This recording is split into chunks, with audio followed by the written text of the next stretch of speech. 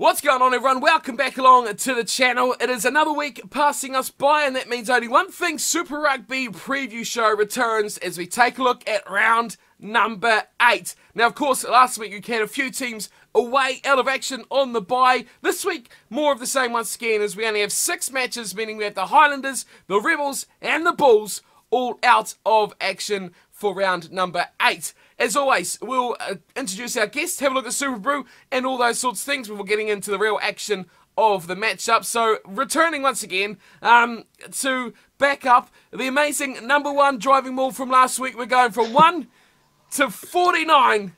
Brett Hartley back on the channel. How you going? Welcome back.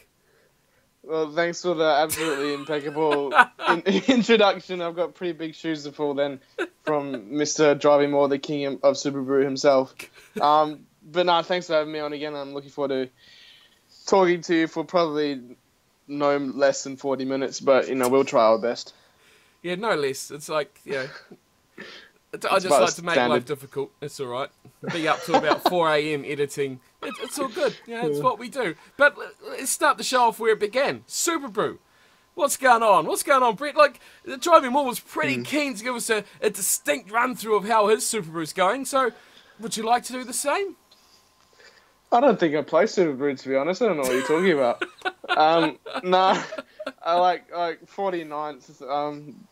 That's about it, really. I haven't really got much to say about it because it's just been so bad, and I don't really know why. So I've been even starting to pick matches that I think are sure things, but it sort of just never pans out for me. So, you know, just keep chugging along. I think might be in reach of beating you, so that's the number 1 goal of my season.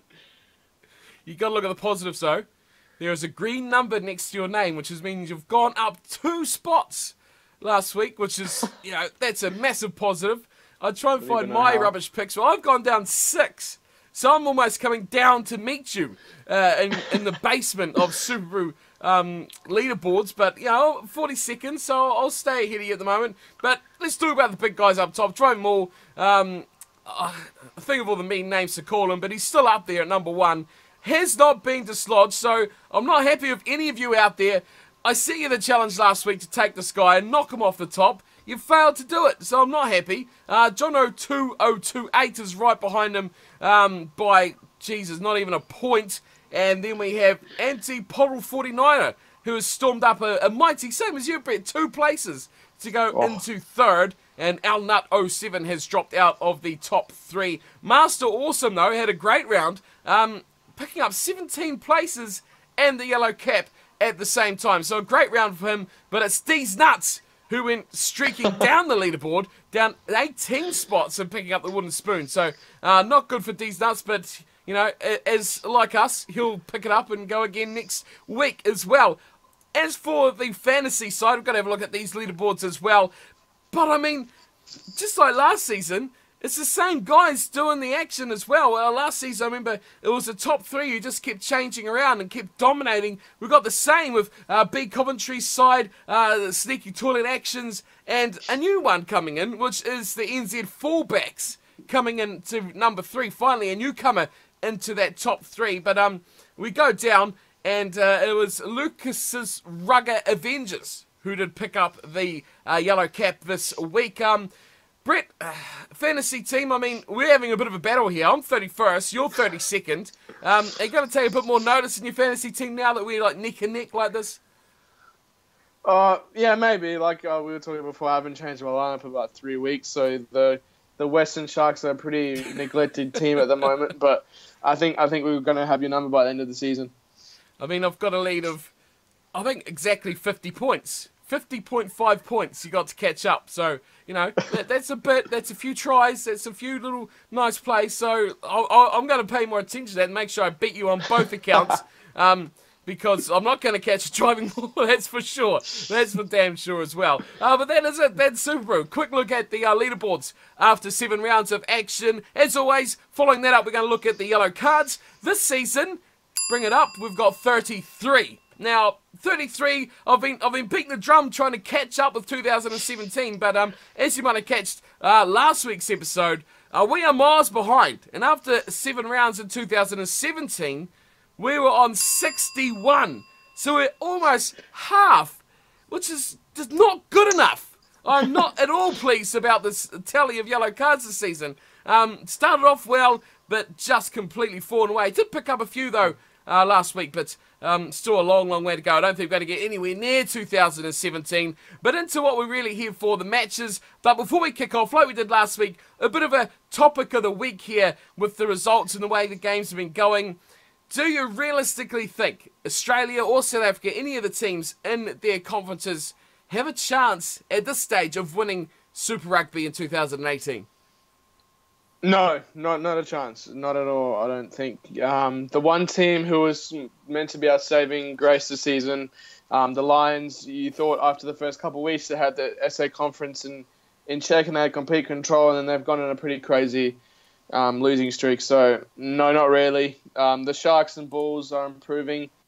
The Stormers, some weeks you think they're absolutely outstanding. Other weeks they just drop dead awful. So I don't think so. I think it's going to be an all New Zealand final with probably 3 New Zealand teams or even 4 New Zealand teams in the semi-finals and maybe just 1 South African team. Australia, Waratahs look good. Reds look good. Obviously the Rebels are always a factor, but I don't think they're going to be that great in the semi-finals rugby just because their organisation just doesn't have a history of it. So, yeah, I don't know. There might be a 1% chance, 2% chance, but I think it is going to be an all-New Zealand final this year. Of course, we had the first meeting between the Australian and New Zealand sides of the Hurricanes and the Rebels, which turned out as it would have probably in the last few years as well. A big thumper for the Hurricanes. So not much has changed there. But, yep, maybe you save your side in South Africa, but it looks pretty unlikely with the way they've gone early season already. But it's interesting. Just gauges opinions on what people think about that as well. So, who do you guys out there think is going to be the biggest shot out of Australia or South Africa to actually challenge for the Super Rugby title this season? Let me know what your guys' thoughts are on that. Leave in the comments below. But on to the matches. We all kick off in a new place, McLean Park in Napier. The Hurricanes taking the games onto the road where they face up to your team. We actually start with your team for once. We don't have to go right to the very end before we talk about them, but up against the Sharks. So, I don't know, you can talk about the Sharks first if you want. They were great against the Blues. They scored a lot, but they conceded a lot as well. What do you make of them so far? A lot of disappointment, but surely, a bright light on the travelling road for the Sharks. I can finally actually say good things about my team. Yay! Yeah, they were good last week. They put a lot of points on the Blues. Both teams put up a lot of points. I think like 103 points in total or something silly like that. Being the Blues, obviously the Blues the worst New Zealand team, but compared to the other 2 conferences, are not a bad team in any sorts. But look, they put a lot of points on the Blues. Had a really good performance. Their skill level was completely different to what it was against the Rebels. It was completely shocking against the Rebels 2 weeks ago, and then they came to Auckland last week and they had a really good performance. The du Preez brothers, and in particular, Jean-Luc du Preez was my man of the match with some of the offloads he pulled off and some of the breaks he had, and he was just awesome. And then I think last week the Sharks still showed that kicking 3 points is still a valid tactic, because you've seen across the board this year, teams have been elected to go for the lineouts, the 5-metre lineouts instead of the 3 points. And the Sharks just had a game plan, obviously, before the game and just kept going for that 3 points. Robert du Preez really delivered because he kicked 100%. I think he had like 36 points at the end of the match, and I think the Blues actually scored more tries than the Sharks at the end, but the Sharks still came out with a pretty good result. So they played some really good attacking rugby, really uncharacteristic seeing their defense as bad as it was, but their attack being good. So it was a scary moment beginning of the first half where they lost, I think it was Spoon Corsi that went off. And the Blues started to come back. The Blues actually took the lead, and I was actually just about to call the match because the Sharks do that so often. They have a good first half and they come out and blow it second half. But after the card ended, they put Corbus and Vacon, who's been pretty average this year after a good season last year, but he was just a spark that really took them back into the lead. His first touch was a really good break that I think led to a try. So I rated their performance really well last week and was really happy with it. Looking at the table, now these Sharks sit alongside the Stormers on 13 points. They have a game in hand over both the Lions and the Stormers. Realistically, are your hopes a bit higher after that good display that they could, get a second place in that group, try and go for those wildcard spots from Africa? Look, obviously my hopes are higher than they were last week. Last time I was on your channel, I had a pretty good rant about the Sharks and about their skill level. So obviously my hopes are higher. It depends. After this week, I'll decide what my hopes are, because even if we lose to the Hurricanes, if we play well and we show some good skills, and we still come off the tour with 4 points, I'll still be happy. But if we come back out and we're complacent again, we're dropping balls everywhere, our skill level's bad, just our fundamentals are out of whack like they have been most of the season, I don't think we have a shot at all. But if we can play well against the Hurricanes and take that form back to South Africa, I think we have a pretty good chance, especially that teams like the Lions and the Stormers aren't really performing that well. It should be interesting. Like I said, it depends. What I see this week, I'll make my mind up about what my hopes are for finals. It's a tough ask, isn't it? Up against the Hurricanes, who you have to say arguably are the best side in the competition right now. They've beaten the other front runners. They've beaten the Crusaders. They've given the Highlanders their first loss of the season. Their tour long behind them now, forgotten about almost is what they did on tour. Are they going to be beaten at home for the rest of the season? In the form they're in, is it possible to see them lose a match while they don't have to travel?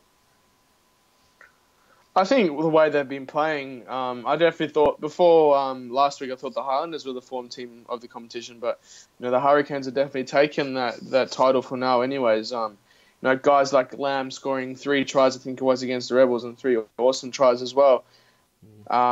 And when your wings are scoring tries like that, you're a good team, because it means that you're drawing everyone to the center, and then you can fling it back out to the wings and they can score. So that's always a mark of a good team if you have wingers scoring heaps of tries. The Hurricanes are just playing really well. Their back line is easily the best in the competition. Their forwards are pretty decent, pretty good. Definitely not the best in the competition, but they do the job. And guys like the Barrett brothers, you got Lamb there. They're just a class team, and I think they still have Milner Scudder coming back as well. I'm not sure if he's going to be back this season or not, but they've got such a class back line, and definitely the deepest back line in the whole competition. And to knock them off at home is going to be very, very difficult this season. It would take one hell of a display from the Sharks if they're going to do that. The Blues are one thing. The Hurricanes, goodness, are just the complete opposite. You're going from 5th in New Zealand to 1st, ultimately, in New Zealand at the moment.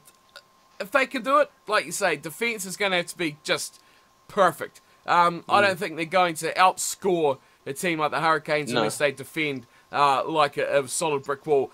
And like you said earlier, kicks, they've got to take every point. Got to take all points they can take, and they can't afford to chase the game, which is something that teams do so much this season. They think because they're behind by 7, 10, 12 points like that, they've got to score a try. First half, in that situation, you just got to take the points you can. The Sharks showed last week against the Blues that is an option for them, so they need to keep that, I think, in mind going into this game versus Hurricanes. It's going to be really, really tough for them, but do you see the light for the Sharks? Can they get anything out of this game versus the Hurricanes? Have you got, who's your winner, margin? I've got the Hurricanes by 10, but I think that's if the Sharks play extremely well. Like you said, they've got to take every point that they can. You have to do that against New Zealand teams. You just have to keep that scoreboard ticking. You see with the Lions versus the Crusaders last week, the Lions turned down multiple chances at poles, went for the 5-meter liner and then lost that liner, and then lost a lot of the times they actually gave away penalties in the Crusaders 22. So got to take all the points they can, but I don't think the Hurricanes are going to lose, especially with the way they're playing. Their back line is just too class. So what's your margin? 10 points, was it? 10 points, yeah. 10 points Hurricanes. I've gone Hurricanes as well. I've gone a little bit more than you, just by 14 though. So I think I like the Sharks. I've said all along that I've liked the Sharks on paper, a good team on paper. But again, just so disappointing to not see this team perform at their top level. And of course, at home, a bit of a smaller stadium, McLean Park, they're going to play in. So that'll be packed because they'd only see one match or so a season. So they'll be packing that place out. It'll be a great crowd there, and the Hurricanes should get the job done at home, and they just will continue to march on as well. And when you look at the table in New Zealand, they are on 19, equal with the Crusaders at the moment. But you look at the Crusaders still on the road. Jaguares this week, you'd expect them to pull that one away too. But top of the table is looking very interesting, especially Highlanders now with another bye. So they're down on 14 points. So could be an interesting few weeks here for the New Zealand Conference if a divide is created there between the top 3 or 2 of those sides. So both going the Canes, kicking off with an agreement, which doesn't bode well because we could both get that wrong. We go over to this is Japan, to Prince Shishibu Memorial Stadium, where the Sunwolves are up against the Waratahs. Now, this will be an interesting game. The Sunwolves, now, I don't know what you think about the Sunwolves, but last time we've seen them, they got just demolished by the Chiefs as well. It was a game that you kind of just, you close off on if you're not an avid supporter of like the Chiefs, or I guess if you're a supporter of the Sunwolves, you probably switch off as well. It was just a thrashing. It was just complete dominance. There wasn't too much there when the Sunwolves way at all. They've gone away for the bye, still at home, so still all this time at their home stadiums as well, that they have to get, I think, something out of the season. They've shown a lot what they can do. Nothing consistent. Shown a lot of depth. It's almost a season of if and buts for the Sunwolves. Do you give them any chance here against the Waratahs, a team that just doesn't seem to ever be out of a game? No, not really. Maybe if some ball tampering is involved, they might have a chance. But look, the Sunwolves, it's hard to judge. The week before they got thumped by the Chiefs, they played the Lions and played really well against the Lions. But it's really hard. They're a really inconsistent team. They have showed glimpses of brilliance, but that's normally followed up by 5 dreadful mistakes. So they're a really inconsistent team at home. It's hard to actually judge whether they play better at home or away, to be honest, because they've been blown out at home so many times, and then they go, like against the Lions, they actually contest really well away from home. So I think the Tars will be too good. They've been one of the better teams in Australia this year. It's either going to be them or the Rebels that will top the Australian Conference, I think. So they got a lot to play for. The Waratahs, obviously, one of their big weapons, Israel Folau, is gone with a hamstring injury. So that's a big impact for them. I think I saw someone say it wouldn't be a big loss for them because he hasn't done that much in attack, but Folau does a lot of the stuff that doesn't show up on the stats. So he is a big loss for them, even though he hasn't been scoring many tries this year. So, but yeah, I think the Waratahs are going to be too good, and I've tipped them by 14. So it was similar sort of result there. Interesting with the Waratahs is I think a team that the Sunwolves could beat, just because they're not that top sort of tier team from Super Rugby at the moment. And you talked about already, which is my point on the Waratahs, which is no Folau, how he'll affect their team. But what I find interesting is, how do you think they're going to adapt? Like, their game plan, especially since they moved into the wing, is kick and chase for Folau. It's what they've revolved or rotated their game around. How are they going to change up? They've got to change. Do you see this as an area that the Sunwolves could possibly get them in, because they can't rely on that constant that they've had, and they're going to have to do something new? Yeah, look, it's been a big strategy for them this year, but I'm also going to point out that they have got a pretty good replacement in Alex Newsom, who played for the Force last year and was really good, and he's quite a good young talent, but obviously he's no Israel Folau. Israel Folau was, I think, after Ben Smith, or maybe even better than Ben Smith, probably the best player under the high ball, which obviously harnessed from the days where he played AFL. So I think it's definitely, like you said, an area that the Sunwolves should target, and they probably will target because they have got a good coach.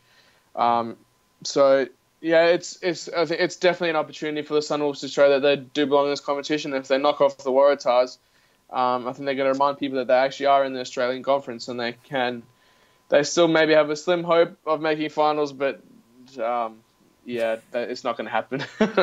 If the Sunwolves pull off this victory, the Scottish Cannon will be on the show next week. I'll do everything under the sun to make sure he comes on the channel next week. Even though I'll probably ask him to come on next week anyway. Bit of a spoiler, early alert, who's going to be next week. He doesn't even know it yet, but that's the plan. But how good would that be? That would be just amazing if they could do it.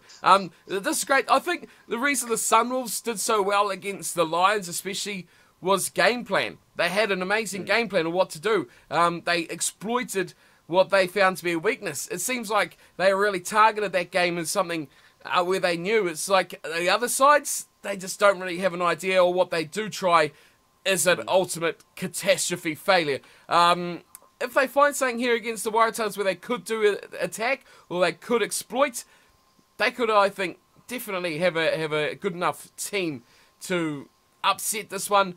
But it's whether they get it right. I mean, they got the great coaches. They could do a job, but whether they will or not is something. It's at 50-50. I don't have the confidence to tip them just yet. It's tempting, and it would be so amazing to happen, but I don't think it will. And I'm going Waratahs by just 8. I do think it's going to be quite close, so I'm going a little bit less than you. You're going 14, aren't you, on this one? 14. Yep, so 14. So we're both going the same again. I'm just give that little bit more for the Sunwolves, just a little bit more. They could eke out that little victory and make me very happy. I'd happily take the L on that one and get a Sunwolves victory. Would just be amazing. So that is it for matchup number 2. We're both going with the Waratahs to, well, I mean, 14 and 8 is still sneaking. It's only a couple of tries, isn't it, over the Sunwolves. So should be an interesting game there as well. See what the Waratahs really made up from Australia, the conference. So next matchup, we've got match number 3. It is the Chiefs versus the Blues. Waikato Stadium is the host for this one. Now, the Chiefs, I've got a big question here for the Chiefs, where I think last time I watched these guys play in round 7, I was just, I mean, I did the post-match video of driving more on this, and the thing that stuck out to me is how this team can perform so well and do so well, take victories when they've got such a poor operating fly half. Now, Damian McKenzie is a fantastic player, no doubt about that whatsoever, but he only ever makes an impact in broken play. When it's a set phase ball or anything with structure, he really is ineffective. How is this Chiefs team managing to do it when they really don't get anything from him in standard play? Right, that's a question of the competition right now, isn't it? I haven't really got an answer to it because it was such an unlikely, especially last week, such an unlikely win for them against the Highlanders. Yeah, like you said, playing fly half is a lot different to every other position, especially fullback. Fullback, you have so much time to make decisions and to find gaps. Fly half, you have virtually 1 or 2 seconds to make a decision before the lines come up and eating you alive. So he hasn't been performing very well. I think they should move him back to 15, but I think it's just that after Cruden, they sort of went, what the hell, who else do we have? And I think that's what's happened. They really don't have anyone better, so they putting him at that fly half role. So I think they desperately need to find the fly half and move McKenzie back to his best position, because I think that's where he plays his best rugby, where he has lots of time to make decisions and point out gaps in their defence. So yeah, I don't really have an answer to that because it's been so unlikely. I think they have a well-gelled backline. They play well as a team, and I think that's sort of where it's sneaking them over is just they play so well as a team, and they don't rely on their big names, and they just get the job done. So yeah, I have no idea. They have a very hard-working pack as well, I think, is a big thing for them. Much like you spoke of with the Hurricanes, it's not a great pack, it's not the best pack in the competition, but they do the basics, they do their jobs, and they just get forward, front football, they clean out well, and they just do the simple things very, very well. What's interesting about McKenzie is that this is his position. Before he was a professional player, he was a fly half at schoolboys and levels down like that. I just, and of course the All Blacks want him to play there as well. It's just, I just don't see it after, with 7 rounds, sure he played probably half of those at fullback as well, with T and Falcon playing some time in there. But he just does not seem to have I don't know if it's decision making or whether it's just the ability from a flat line like that to actually make an impact. But last week especially, just so evident that there was only anything on when a pass was messed up. The defensive line kind of got a bit fractured, or he was covering at the back and got a kick, it's just a contrasting effect of play that you just don't see that sort of style from him when he's up in the line as opposed to being at the back. He says, I mean, there's big articles in the paper here after the weekend saying he's still learning from his mistakes and things like that, but I don't know. I'm not convinced. I'm not sold. Great player, but I'm still not convinced that he's got the goods and the number 10 jumper, but we're going to see him there for the rest of the season. So, I mean, for his sake, I hope he does find something there, but it's not looking good so far. It's so much more dangerous coming from the back. So, up against him, though, will be the Blues. Now, the Blues. We learnt when the Blues faced the Chiefs a few weeks ago in their first meeting, we learned a pretty harsh lesson then not to pick the Blues. Somehow, they managed to claw back that confidence that was lost, and some of us suckers, well, we picked the Blues again. And then they just absolutely capitulated when they expected to win. They're playing a side not performing like the Sharks were. They're playing a team hampered by injuries before a match like the Chiefs did a few rounds ago. They just lose their marbles. What is wrong with the Blues? Will they ever be a consistent side in this competition? In the near future. I'm not even talking this season. I'm talking about in future years coming up. Where are they just falling apart? On paper, there's a lot of stars. It's a solid team, but just something. I don't know. What do you think it is that is just killing the side from actually becoming, fulfilling its potential? Yeah. Well, firstly, I'm not really sold on Tana Umaga as a quality head coach. Maybe he should, apply his trade in Northern Hemisphere somewhere and actually learn the ropes of being a coach rather than being a outstanding player and walking into a head coaching role. So I'm not really too sold on what his game plan is either. He sort of just seems to be taking the same approach as the rest of New Zealand teams, but really failing to execute it. So he's a factor, and I think just Auckland in general, just letting too much of their talent go. We saw with Lamb scoring all those tries to the Hurricanes, he's an Auckland boy as well. So they got to really keep their talent, which is hard when you're getting contract offers from more successful Super Rugby teams. I mean, if you were a quality player in Auckland, you got a contract offer from the Hurricanes or the Crusaders or even the Highlanders, I don't think you're staying and playing for the Blues. I think you're heading over there to play with some better quality teammates. So it's really hard to say where they're going wrong. The defense is a real issue, and it's going to really be exploited this week if they don't fix it. I don't know. It's a really tough fix. They haven't really been a fixture in Super Rugby since the early days. I think they were the first ever Super Rugby champions. So they won their, I think, 3 championships, and they haven't really done much since. Yeah, they've been a team that's almost forgotten about. They really, since the early days when they won all their championships, had all the stars, had all the All Blacks. They were the team. Rugby has changed a lot since the 90s. The Blues have failed to keep up. They've failed to keep up with how rugby's changed, and they're paying the price. But you bring up the good point there about the players they're losing. Driving Moore mentioned it quite a bit last week as well, about the way that they use these guys, especially like the Ben Lambs who we were talking about last week.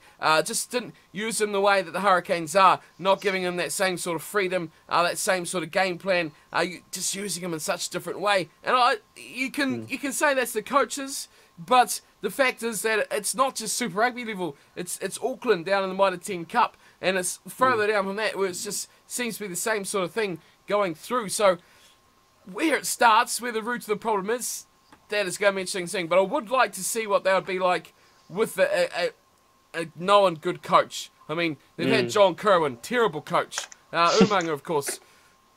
I mean, yeah, like you say, what's he done? Before so just ex-players. Yeah, Pat Lam. Pretty decent coach for a while there, but just completely lost his marbles with the Blues as well. And again, he's gone overseas and been pretty successful as well. So you can argue he was probably a decent coach. That's when it really, the wheels fell off for the Blues. So is it the coaches? Is it the players? Is it the style? Is it just Auckland rugby? Many things it could be, but I don't think we're going to see much of the Blues in the coming season as well. They're great conveyor belt of talent, aren't they, for the other unions? In years gone by, I remember when I was a kid, living down here in Southland, Southland Stags would get a good player, and he'd be gone, and damn you not, every time it would be Canterbury or it would be Auckland. And now, is it changed? The Highlanders, they got the Tavita Lees, they got the Fikatoas, Sopawangas, so they're all from up north. And the game has just changed so much, and Auckland is becoming an outlet for all the other unions where stars are born after coming from Auckland. So it's just something that needs to change, I think, for Auckland Rugby if they're going to become a powerhouse again for New Zealand Rugby. So Chiefs Blues, Waikato Stadium, who's your victor and what's your margin? Yeah, I think if the game is a repeat of, I think it was round 2, there was round 3. If it was a repeat of that game, we're really in store for a cracker. But I'm definitely not going to make the same mistake I did last time. I changed the Blues last minute and really got screwed by that. So I'm going with the Chiefs by 8. The Blues really need to fix the defence. If they don't, I think the Chiefs are just going to run rampant through that defensive line. So if they fix their defence, I think I'll see Chiefs by 8. If they don't, it could be Chiefs by a lot more than that. I remember that. That was a glorious weekend. Oh, I couldn't believe you changed it. You should have stuck with that. Just see, your SuperBru could have been so much different. Just at one point, where you would have been, you could have been 45th instead of 49th. Could have been flying up the leaderboard. I originally had the exact margin that the Chiefs won by as well, which just made it much worse. Cry yourself to sleep that night, I tell you. Chance for revenge, though. You got the Chiefs. Don't change it this time. Goodness, stay with the Chiefs, for goodness sake. Home teams always win. I'm going with the Chiefs as well. Except if they're the Blues. Except if they're the Blues. Yeah. It's like a home team, except if it's Australian, South African, or the Blues. I'm going Chiefs by 19, so I'm going a little bit more confidence with the Chiefs. I'm sick of the Blues. I've been burnt too many times by the Blues, and I'm not picking them again for the rest of the season. Maybe. We'll see how it goes. Right, let's move on. Both going the Chiefs. It's different margins, though. We're going quite different on the margins. Let's go over the ditch, though. The Brumbies are up against the Reds. Now, this is going to be a good one, I think, because the Reds back from the bye. The Brumbies, of course, went down to the Waratahs last weekend. But the big return, though, Pocock come back to Super Rugby following his injury. I don't know what you made of his appearance, but is he the tonic to this terrible Brumbies side? Look, he was built up to sort of being the messiah of the Brumbies when he came back, and he's an awesome player. But an open side flanker is not really going to make all that difference if your backline's not performing very well, which the Brumbies aren't. And Pocock did have a good game. His stats were really good, but ultimately the Waratahs were just better than them, and really showed that on the game. So he's definitely a big asset to them, and it's awesome to see him back, especially in Australian rugby. It's really good for Australian rugby to see a guy like Pocock return, because he's definitely up there with one of the better players in the world still. So that's when he actually stays healthy. But yeah, back from a sabbatical, first game back in Australia. Really positive game for him, but he's not going to make a huge difference if the rest of the team is just utter rubbish. Yeah, it's only one player, isn't it? One player. He can only tackle one player. He can only hit one ruck at a time. He can only make one pass. And it takes a lot more players than that just to change the game. But I know he should get them more ball, but I've not been really too impressed with the backline. Like you say, they haven't really done much. The changes with Hauera and Lele Whānau at 10 and 12 did improve them a little bit, but it's still a long way to go. And with the backline, with the likes of Kurandrani and Spate, on the outside centre and wing, that's a combination that should be getting you, a lot of tries. It should be dangerous. It should be one to watch out for, but it just has not sparked at all this season for the Brumbies. And a lot of pressure has gone on Pocock, I think, to really spark this team back into life, to control the game. But, I mean, one man can only do so much. It's a lot of work for that one guy to do.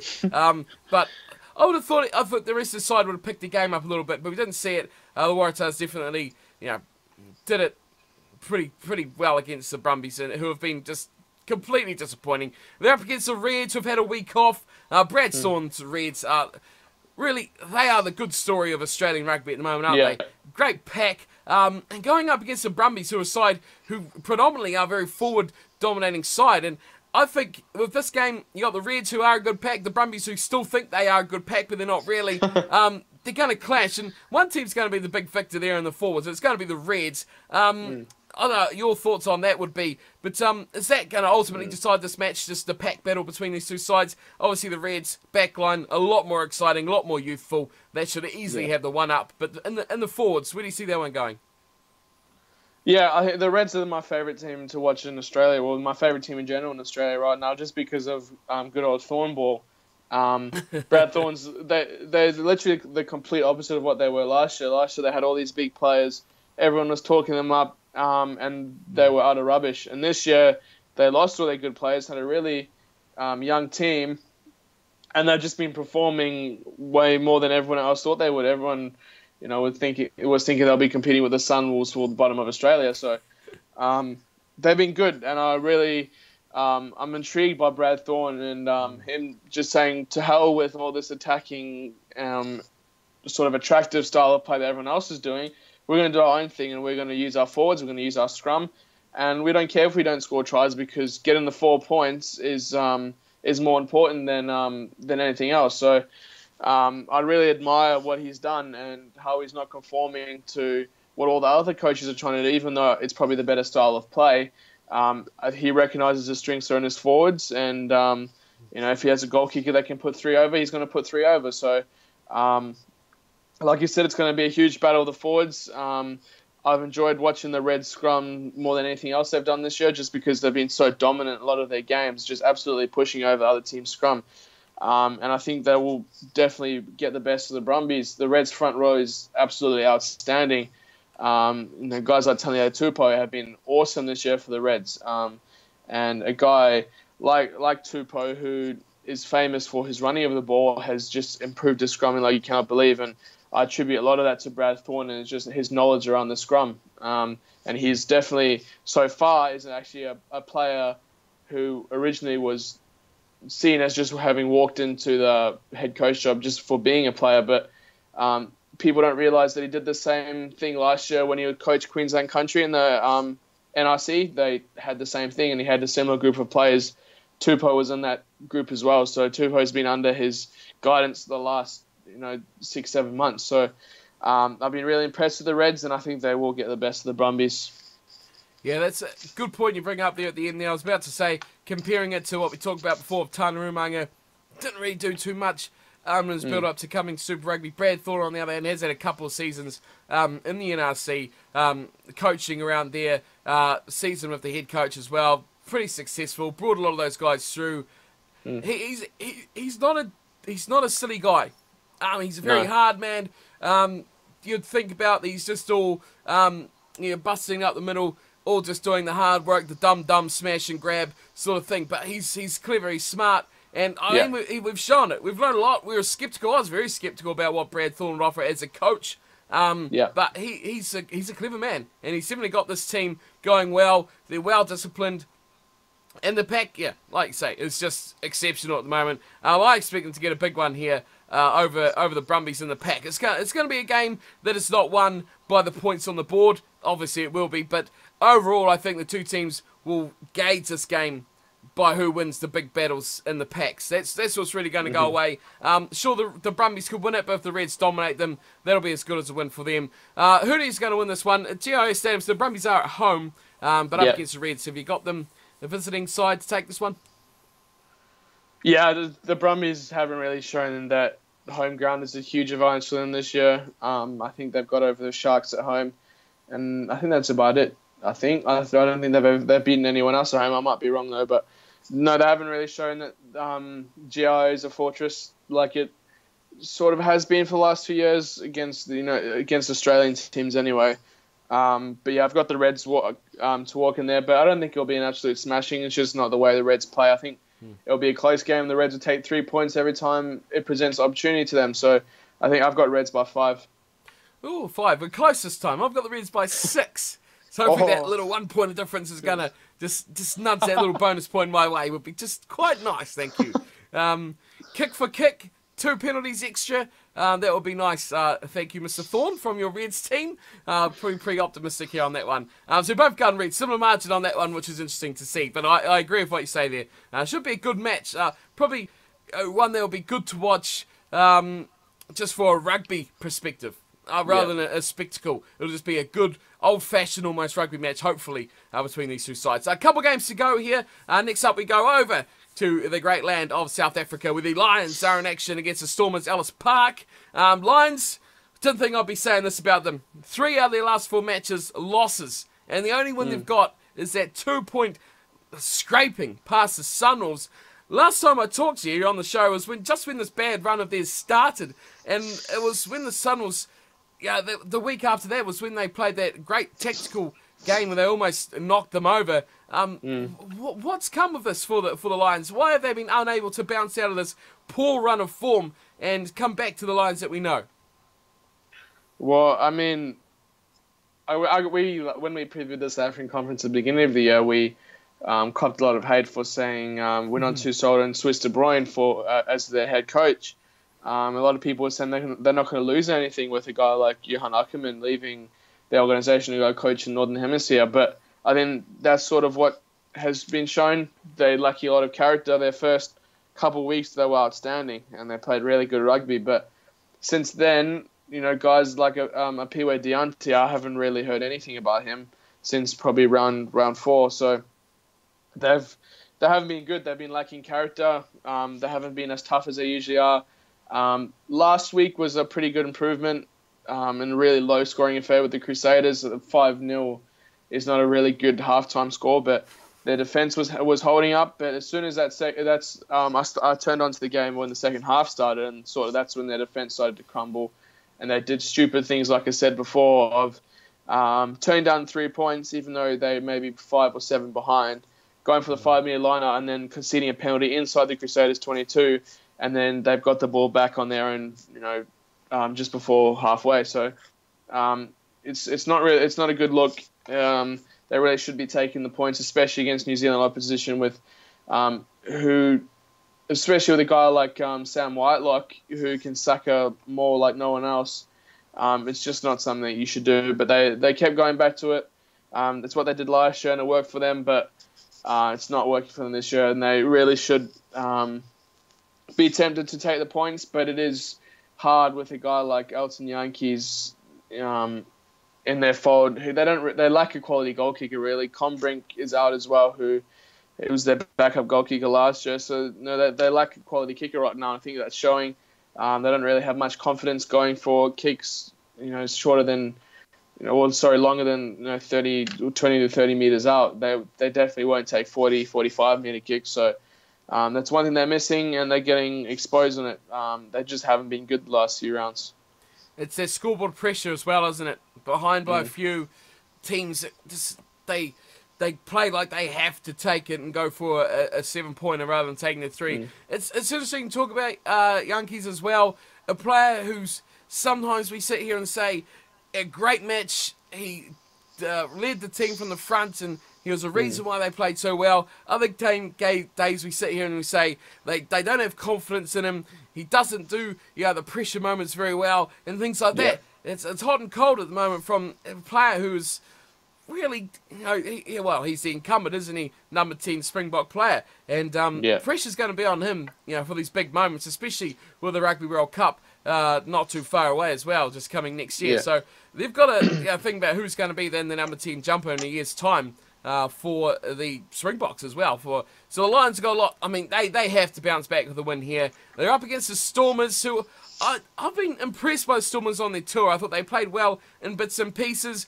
Beaten by the Bulls. Now, the Bulls, obviously, a side which impressed for a start, kind of went unnoticed for a while, and then they have come back and got another victory. But the Stormers, are they a side that teams are going to know that if they can beat them up front, they can generally take a win against this team?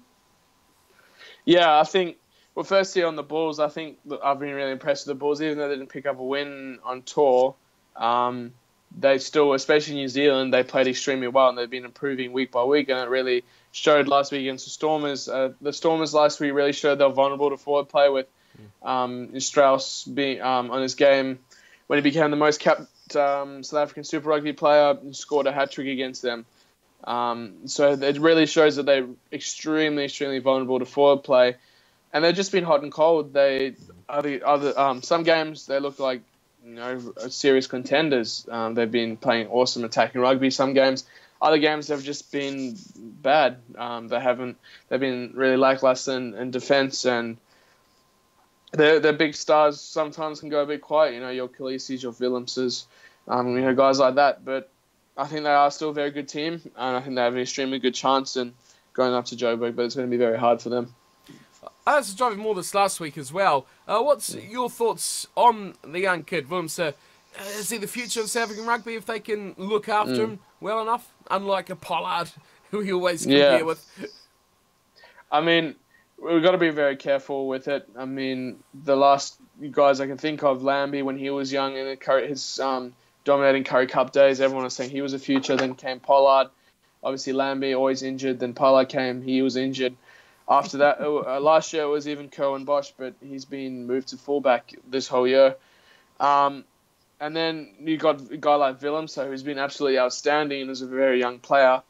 But I really see people talking about moving him to inside centre when he comes to the Springboks, which I think is an extremely just ridiculous move. I think he should be kept at 10, and I don't think he should be picked right away. Maybe select him in the squad, but just have him as in that practice squad and just developing, test routines and whatnot, and absorbing some of that culture. But I wouldn't rush him into the fold unless it's extremely drastic. But considering the lack of a quality 10 in South Africa, it's really important that a guy like him is properly developed and not rushed.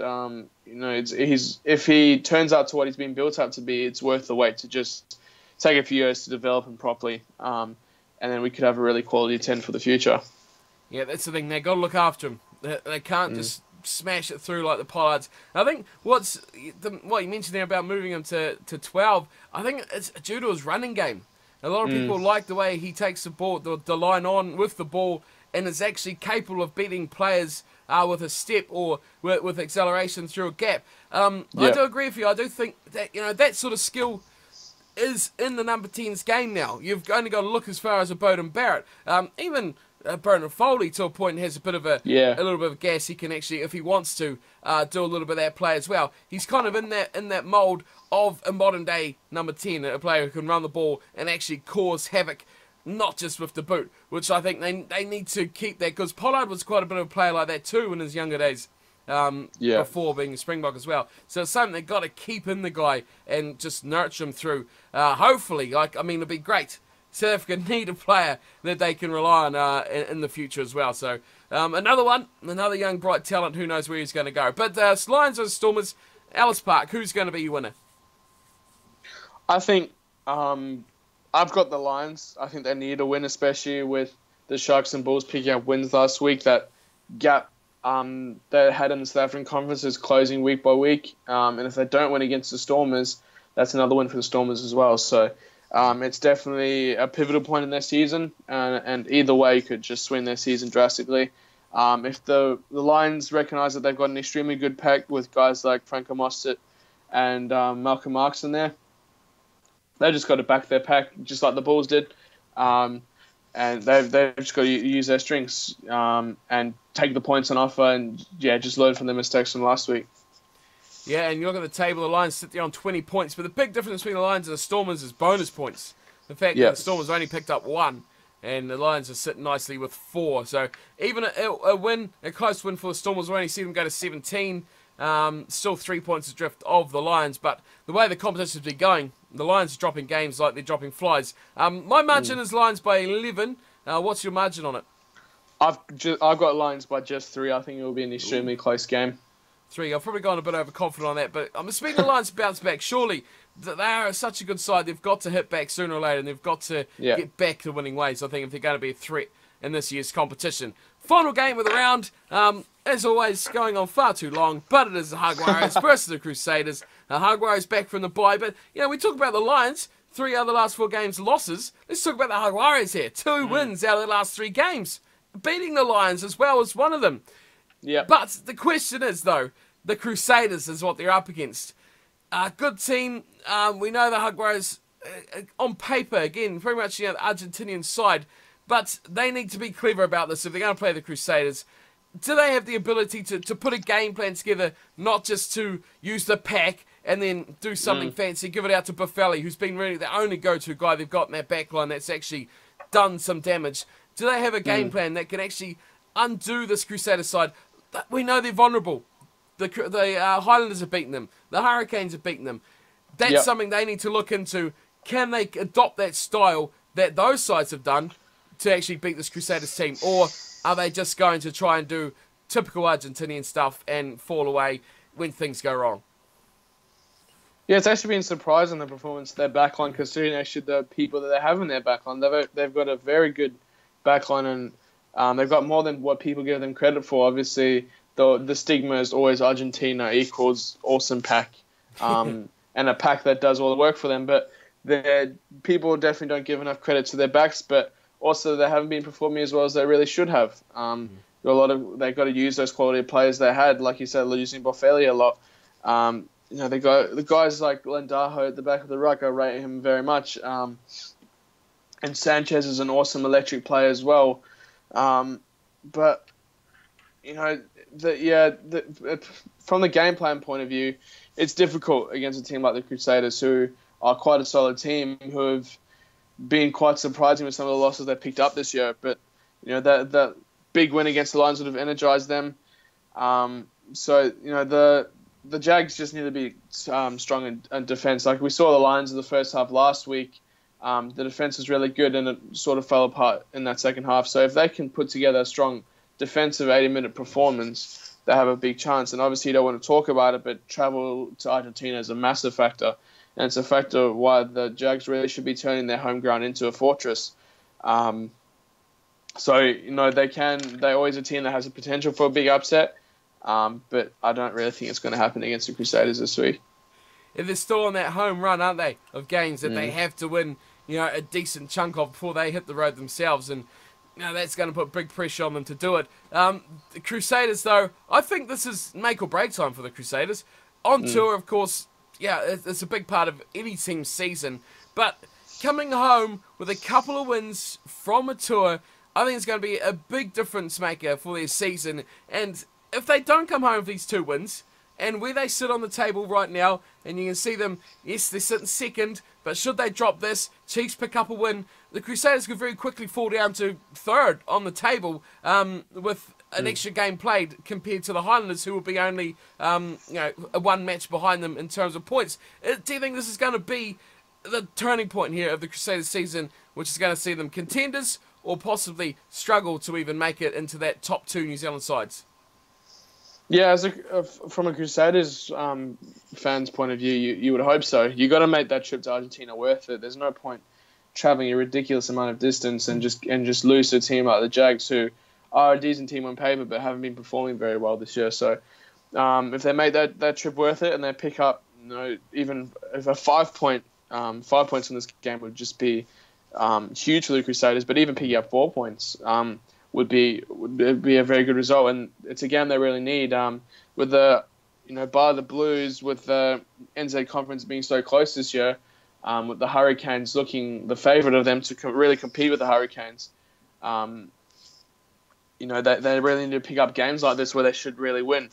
And then come semi-final time, playing the Highlanders or the Hurricanes or even the Chiefs away from home is a lot different than to playing them at home. So they really need that home ground advantage if they get that first spot, especially. First in New Zealand Conference, it'll be huge for them because home ground in finals means everything. And when you compare them on the table too, because they do have the bye next week, the Crusaders, and they'll be on 7 matches by the end of this week. So obviously they could possibly... if we're going by our own picks here, the Hurricanes are going to pick up a win as well. Bonus points are a bit hard to read, but those 2 sides could be on level pickings there. But the Crusaders are still going to be a match over. So it's going to be match in hand for the Hurricanes, match in hand for the Chiefs, and 2 games in hand for the Highlanders, who could, if they pick up 2 bonus point wins, go to the top of the table. Obviously, figuratively speaking, because of their games in hand. But ultimately, that is the points that they still have up for grabs that the other teams don't have. So I wouldn't discount the Highlanders just yet. Definitely still massively within a chance of doing this. And a loss here for the Crusaders, I think, could be devastating for their season. If they see the Chiefs pick up a win, the Hurricanes pick up a win, even if they go to 23 points, the Hurricanes from 19, and the Chiefs bump up to 21, that's going to be a massive, massive difference. With the bye next week, those two sides pick up another win. Hello, you're 10 points behind the top two teams in the conference, and you're only got, and you're on level games. So this could be massive here for the Crusaders. They don't pick up the win. Have you got them doing the job though against the Jaguares? Yeah, I've got them doing the job. I think they're going to... I've got them... The margin's not huge. I got them winning by 10. I think it's going to be a big defensive battle. And, you know, it might even turn into an ugly game in the last 20 minutes. You know, with that forward play of the Jags, that's bound to come out eventually. So, you know, the Crusaders have the potential to absolutely blow out the Jags, but I think it's going to be a close game. Yeah, I think the Jaguares are a better side than probably in past seasons. I don't expect them to get smashed. I think whether, of course, you'd expect it being in Argentina and Buenos Aires that it will be fine and it'll be dry underfoot and things like that. But this is a game that could be really interesting if it was wet and bad conditions, a wet ball, and the teams were forced into a more forward-orientated game. Because, you know, matched on paper, this could be a game that really both sides could take a advantage in either way on the field. But, yeah, going to be a good one. I really want to see this backline, how they're going to go. Of course, because no Mo'unga on tour either for the Crusaders. Yeah. So, Mitch Hunt, again, pressure comes on him. Sanchez, step-up time, or whoever they're going to play at 10 o'clock. Obviously, no lineups have been named at this point of recording this, as far as I'm aware, especially for this game, which is the last game of the round. So that's going to be huge. It's going to be key for them to whether they can pick that up and target that area, because he's not been, I don't think, too convincing, Hunt, in his time with Mo'unga being out. So I'm going Crusaders as well, but I'm going by 17, which I think is probably a bit too much. But should be an interesting game. I think it's a must-win. It's a desperate win almost here for the Crusaders. When you look at that table, when they come back from the bye, that could be massive for the turnaround of their season, coming back from that bye, you know, 4 or 5 points behind or 10 points behind the top teams in New Zealand could make or break their year. But that is it. That is us done for another week of Super Rugby. As always, we're not going to look at the time because it always goes on far too long. Well, but that's all right. As always, thanks, Brent, for coming on. Where can people find you to you know, go on and give you some hate about the Bulls? Well, before I do that, I think I'm just going to prolong the video a little bit. Alrighty. I just want to get your opinion on it. How is it that the Highlanders have another bye this week? It seems like they've hardly played. I think they've had 3 byes if you count that opening round where South Africa just played. It seems like they haven't even played a game yet. Yeah, they have. They've literally had 2 byes and missed that opening round in the first 8 rounds of the competition. So they've played, what will that be? 3 games? 4 games? Oh, it's right in front of me. They've played 5 games. Sorry. 3 wins and 2 losses. It's a ridiculous draw. It really is a ridiculous draw. And to think that they've got to go on from now round 8 to the end with no byes is a bit of a problematic system for them. You kind of need them nicely broken up, but they've drawn a big short straw there. A massive short straw to have 2 byes so early in the season. And yep, they knew it from the start as well. And I think they went 1 game a bye, and then they've got 4 more and now another bye. So yeah, it's tough. It's I mean, you'd think they could schedule that out. Yeah, but they haven't. Yeah. They haven't managed to do it, unfortunately. It's a really strange drawing, but that's how it goes. I mean, they're going to have to tough it up because it's going to be tough later on the season for them. Yeah. Just prolong the video just a little bit more. It's all good. It could only get worse. Only get worse. We're only worse and longer. Everyone's watching to the end. Of course they always do. But there. Is that all you've got to add? Yeah, no, but back to what your question actually was. Go for it. You can find me on my Twitter, at Hartley390. Feel free to give me as much hate as you want for anything you've disagreed with. Absolutely rip me apart in the comments. It hasn't been too bad since the South African conference preview, so maybe I'm due for another one. But I haven't really previewed the Bulls much. I've actually praised the Bulls a lot in this episode, so I shouldn't be installed for too much hate this week at least. I'm sure someone will find something. Leave it in the comments. Probably. Yeah, it's always good to have some banter. hit him up on Twitter. You can find us all there as well. Cornflakes Scribs where you find me. Obviously, you found my channel, so you don't need to be told that.